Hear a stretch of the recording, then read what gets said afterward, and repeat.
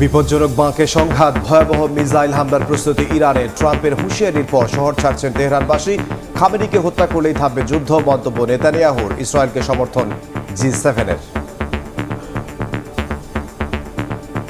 The Supreme Leader of Iran, Ayatollah Khamenei, tweeted almost every day, "Death to Israel." Now, it's not going to escalate the conflict, it's going to end the conflict. I gave Iran 60 days, and they said no, and the 61st you saw what happened. যুদ্ধের কারণে বিশ্ববাজারে জ্বালানির দাম বাড়লেও দেশে এখনই বাড়ানোর চিন্তা নেই। হরমুজ প্রণালী বন্ধের হুমকিতে প্রভাব পড়ার শঙ্কা উপদেষ্টার। বিকল্প খোঁজার পরামর্শ। বিকল্প পথ দিয়ে আমরা যাতে দ্রুততার সঙ্গে এবং অনবরতভাবে আসলে গ্যাসটা আমদানি করতে পারি। যেগুলোতে আমরা অলরেডি অর্ডার প্লেস করেছি ওটা আসতে পারি না। বিকল্প চিন্তা যে এনার্জি মিনিস্ট্রিটা করছে ডেফিনেটলি।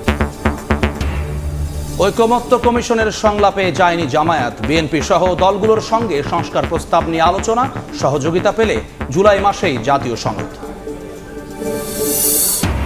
লন্ডন বৈঠক দেশ ও জাতির জন্য গুরুত্বপূর্ণ। অহেতুক বিতর্ক তৈরি না করার আহ্বান বিএনপির। নির্বাচনের তারিখ নিয়ে ইসিকে সরকারের বার্তা দেওয়ার তাগাদা। জুলাই হত্যার বিচারে দ্বিতীয় ট্রাইব্যুনালের যাত্রা শুরু। সন্ত্রাসে বন্ধ হবে না বিচার, মন্তব্য চেয়ারম্যানের। হাসিনা কামালকে আত্মসমর্পণে পত্রিকায় বিজ্ঞপ্তি। দীর্ঘদিন সেবা বন্ধের পরও টনক নড়ছে না দক্ষিণ সিটির বাসিন্দাদের চরম ভোগান্তি। উপদেষ্টা আসিফ মাহমুদের ব্যক্তিগত স্বার্থে শপথ না পড়ানোর অভিযোগ ইশরাকের। এবং ঢাকা সহ দেশের বিভিন্ন স্থানে বৃষ্টি, ডুবছে খুলনা নগরী। গরমের তীব্রতা কমায় স্বস্তি। গাইবান্ধায় ব্রহ্মপুত্রের ভাঙনে ঘরবাড়ি হারানোর শঙ্কায় কয়েকশো পরিবার।